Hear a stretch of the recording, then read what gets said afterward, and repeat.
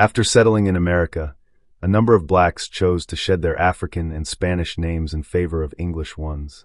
In just one generation, the black identity transitioned from Africa to England, then to Spain, and finally to America, shifting from the severed ties of their ancestral African roots to names like Antonio and William, the latter of which was held by the first native-born African-American, who reportedly had no surname at his baptism. Over the next 4 decades, hundreds of Africans made this remarkable cultural transition. In 1625, Breze, a victim of piracy, entered the colony. For years later, in 1629, a significant increase in the black population occurred with the arrival of the first ship from Africa at Port Comfort, bringing individuals captured from a Portuguese vessel.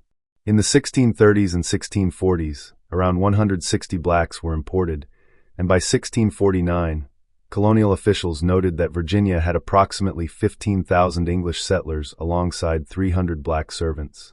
These good servants came from diverse backgrounds. As previously mentioned, many were from England, where blacks had resided since the mid-16th century.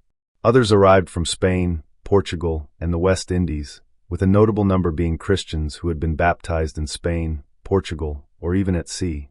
In 1624, John Philip testified in a Jamestown court, and his testimony was accepted because he had been christened in England 12 years ago. The Jamestown experience was somewhat open, providing unique opportunities for individual blacks. This is exemplified by the life of Anthony Johnson, who came to America around 1621 from England. Like many others, Johnson quickly fulfilled his indentured servitude and began acquiring property. By 1651, he imported and financed 5 servants, including some white individuals, and was granted 250 acres of land through the headright system, which allowed planters to claim land for each person they brought to the colony. The deed abstract states, Anthony Johnson, 250 ACS. Northampton Company, July 24, 1651.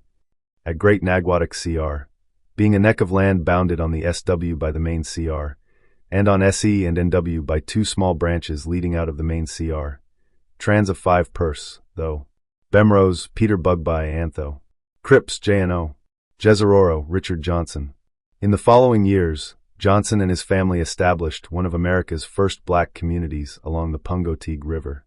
In 1652, John Johnson, likely Anthony's son, imported 11 individuals, primarily white, and received headrights for 550 acres adjacent to his father's land. 2 years later, Richard Johnson imported 2 white indentured servants and received 100 acres. Here are the records of their deeds. John Johnson, 550 ACS.